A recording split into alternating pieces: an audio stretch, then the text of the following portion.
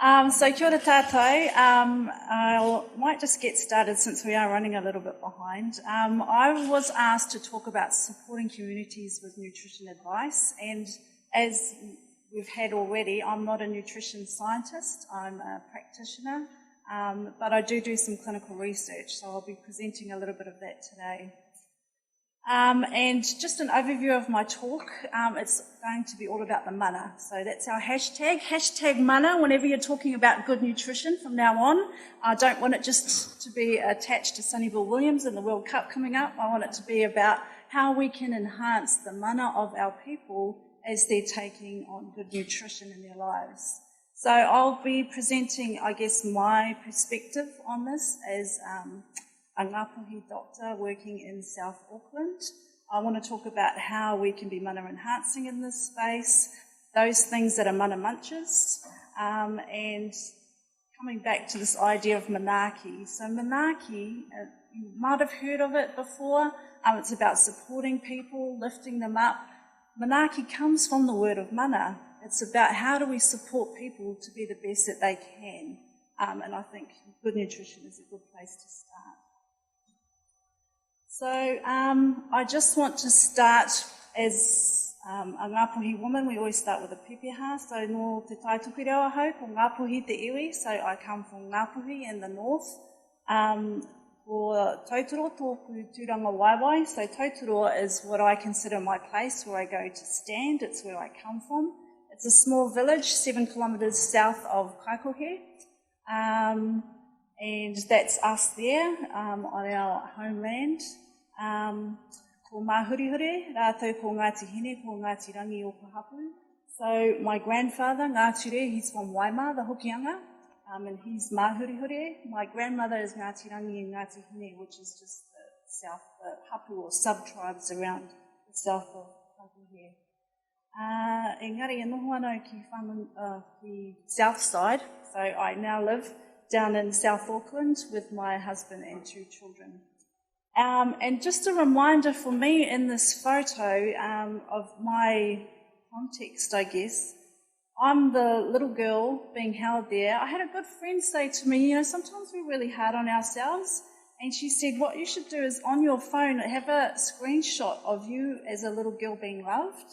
And this is my screenshot, just to remind me when I'm feeling a bit down on myself, I was a loved little girl and I should, you know, carry that through to who I am today. So that's my second bit of advice for today, is to think about doing that. So that's me there being carried by one of my aunties, my grandfather, Ngāture there, who told me to go into medicine and become a doctor as a 7-year-old girl, despite the fact we had no doctors or nurses in our whānau at that time. My mum here is holding my brother, Aramiha, and she's hapu with my little sister. And this really just speaks to the kind of intergenerational and whānau aspect that I can think about when I'm talking about nutrition today. I now live in Papakura, and I didn't realise this until I moved there and started working there. Someone said, so do you live on the right side of the railway tracks or not? So this is the railway track here in the middle of Papakura, and our marae clinic is based way on the outskirts over here, and unfortunately we're considered not the right side of the railway tracks. I was glad to hear Hugh talk about farming as a form of colonisation, and I think nowhere more evident than in Papakura, where we have major pockets of deprivation and poverty, but with surrounding rich farmland and even just landowners. We had a gentleman who we'd met the other day who just sat on his piece of land and was able to sell it for $30 million because there's such a need for housing. So he sold it to housing developers and he did nothing with it, but was obviously just inherited it as part of his farming legacy. So that's where I work. I like to take a rights-based approach to everything I do. And let's be honest, I think nutrition advice can be victim-blaming.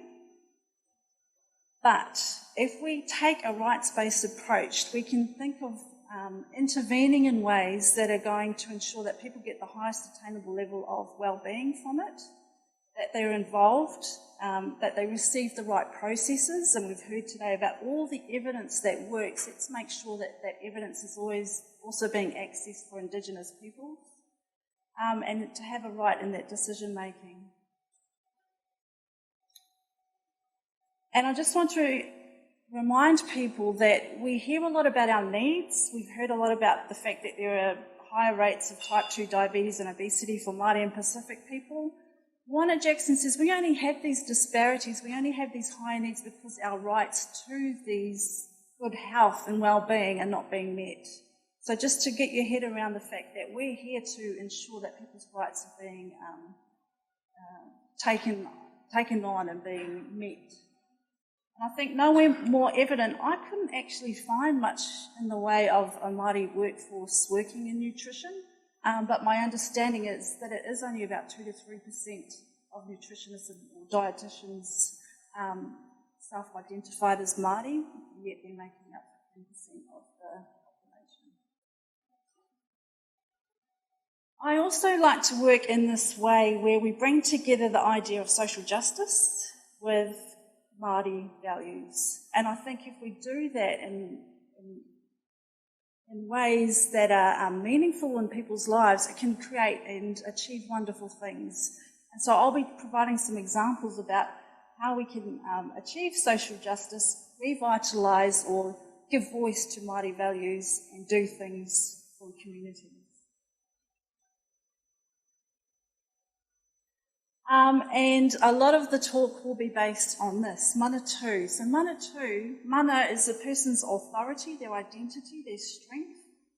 Manitou is this idea of people being supported to stand with authority as they're living with their condition. And so we were funded through the National Science Challenge Healthier Lives and HRC Ministry of Health to undertake a randomised clinical trial, which was a whānau order approach to diabetes, and I'll be presenting some of those results today. What is Manitou?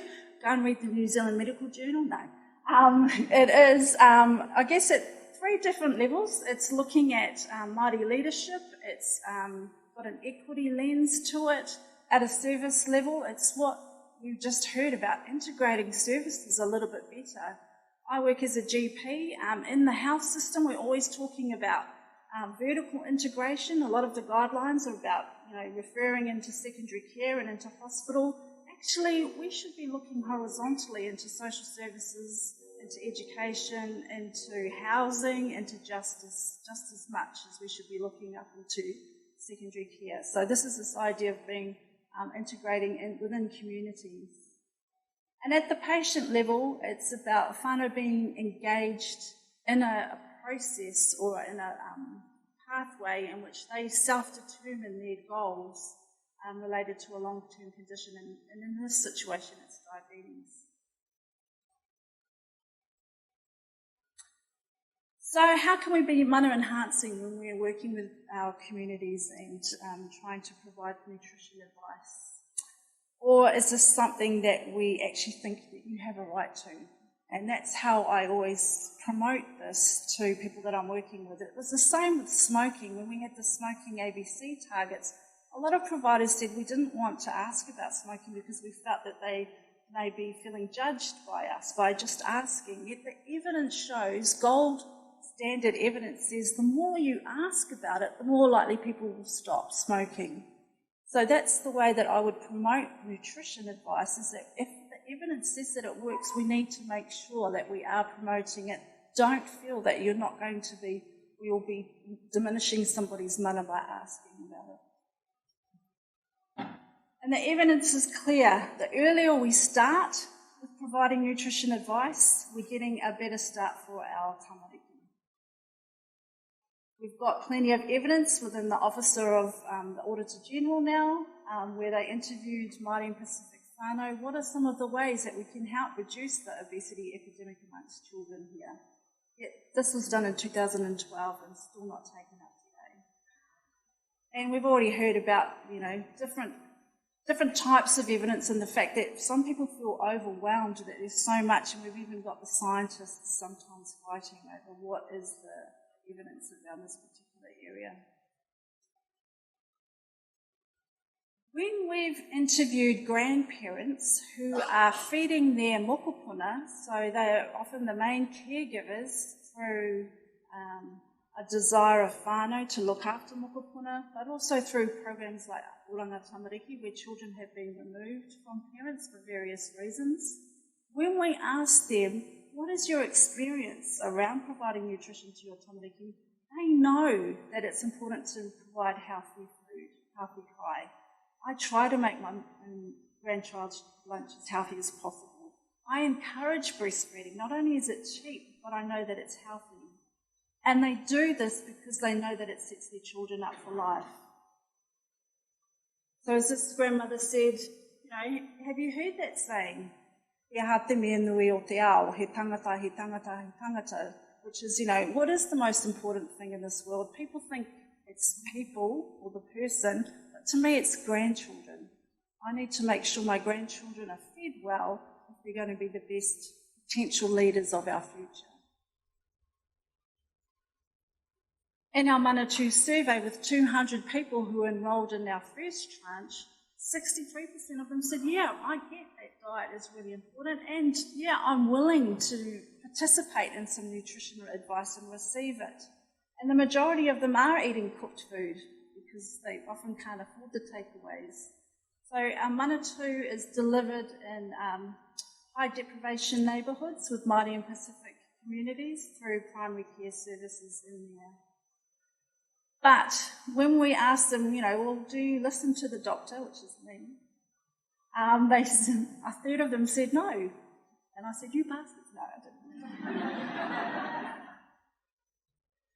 And because I understand that there are mana munchers in people's lives, why they're not in a position to take that advice from them. And what are these? The major one for people is poverty. So in our Manitou survey, a third of them were unemployed, and of those, the majority were unemployed due to long-term chronic illness.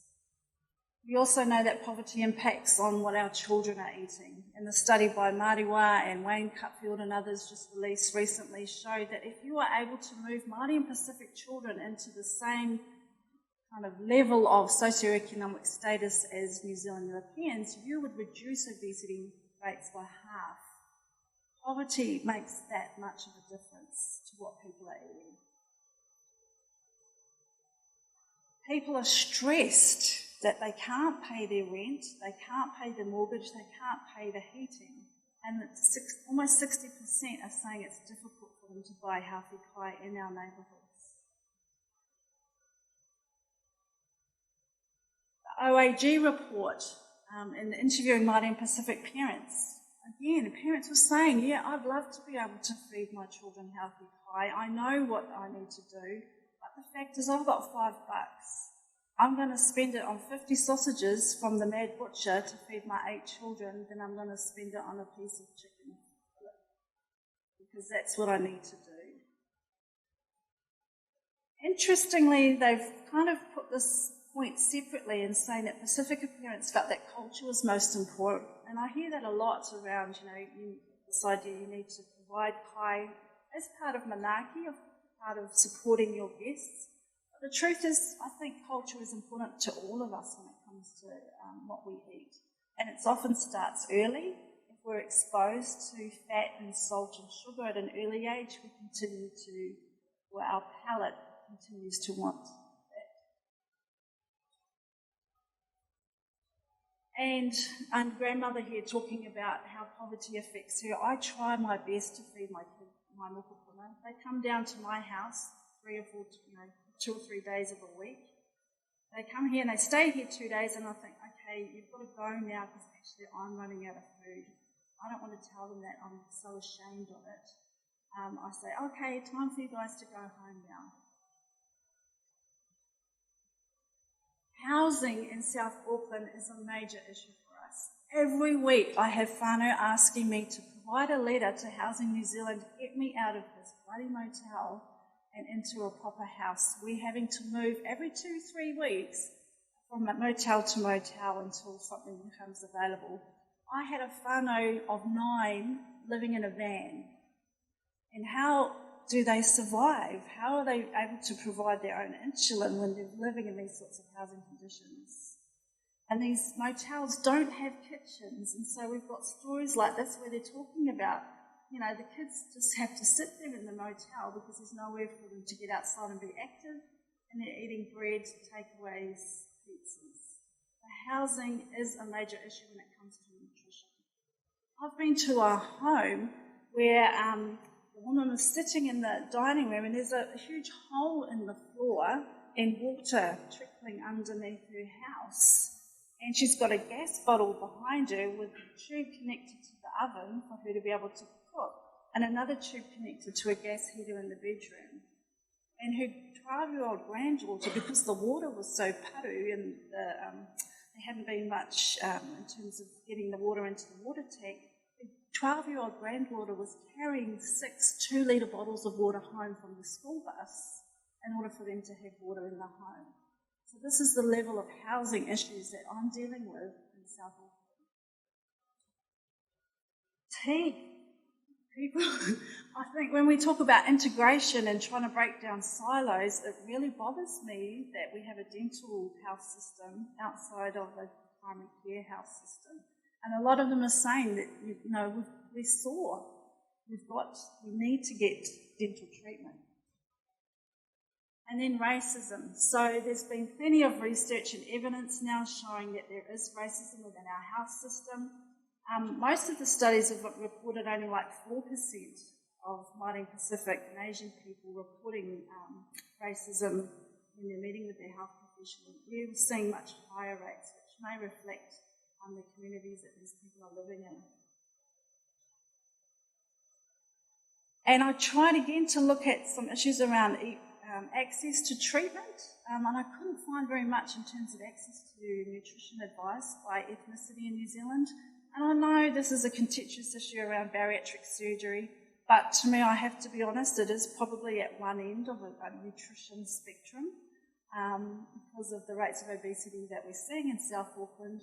But you can see here that based on levels of obesity in these particular ethnicities, New Zealand European people were 3 times more likely than Pacific people to get access to bariatric surgery, and twice as likely than Māori.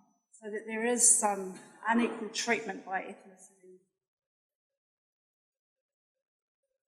When we look at the referrals that people seek to manage their long-term conditions, yes, there are pockets of people who are wanting some nutrition advice, but it sits within this bigger picture of wanting access to a dentist, wanting to get their medication sorted, needing a food bank, and, you know, all these other bigger things.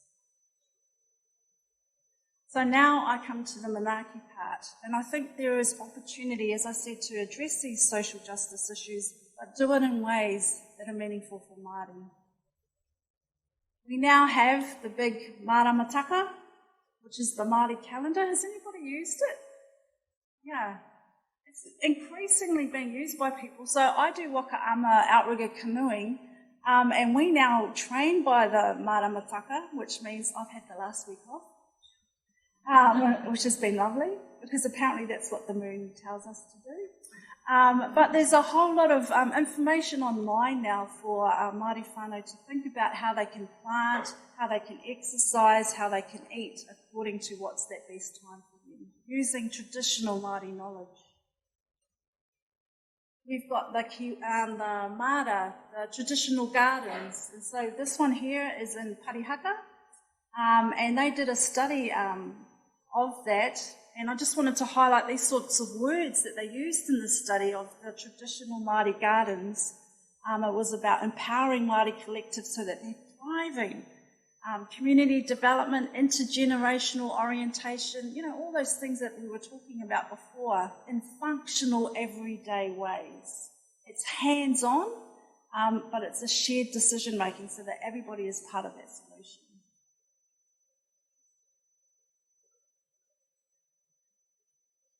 I get, though, that not everybody has access to their ancestral land to be able to plant gardens. And so in South Auckland, we've come up with our own way of menarcheing our people in our community. And so we have appointed as part of Manitou these Menarche who work alongside our whānau. They navigate the social sector.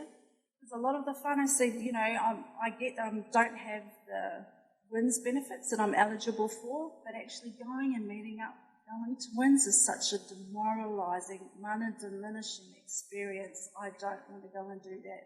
And so we have these people go and advocate on their behalf. Community development, they're based in our primary care clinics and they're doing fantastic things, which I'll show you in a minute. So one of them, Booyah, she is a 40 to 50-year-old Māori woman. Her goals when she came into the program with an HbA1c of 100 and, can't see without my glasses, 64, and weighed 174 kilos, was in and out of hospital with heart failure. Her goals were switching from Coke full sugar to 0, and she's now 100% water. But the major issue for her was that she felt she couldn't cook proper kai because her kitchen wasn't functioning. So the group around the marae, one Saturday, all went to her home, cleaned up the kitchen, fixed the cupboards, stocked it with cheap salt, you know, spices and things for her to be able to cook and utensils. This is the thing that has made the difference for her, not telling us what she needed to eat. And we've seen a dramatic drop in her HbA1c after that. Monia is another gentleman in Auckland. His goals were to eat more standard world food, but he wanted to do some gardening and didn't even know where to start. So again, we had experts in the community go to his home one weekend, help build up a garden bed, get him started with some little seedlings, so he now has a vegetable garden. Having this sort of community empowerment, we've seen a drop again in his HbA1c. We've seen this across the board. So we've finished the intervention now. We're saying across the 400 people, comparing those who received the intervention that those who were delayed 12 months, both clinical and statistical differences in HbA1c for this trial. And we look forward to publishing it, and you're all going to read it and implement it when it comes out next year. So the take-home message for me is to take a rights-based approach across the life course. It has to start in the haputanga period and needs to carry on throughout life. They must address wider determinants, but they should, support our aspirations to be Māori in our own land and allow us to thrive and flourish here. We need to look at workforce development, but we heard they don't want to listen to a GP telling them what to eat, fair enough. But who is the right workforce to be able to deliver that? And how can we make sure that they're doing it in mana-enhancing ways? And it needs to be adequately resourced, and I was hoping the minister was going to stay and listen to that one, but he didn't, and led by our communities. So ngā mihi, and just the big ups to the participants in whānau. Thank you.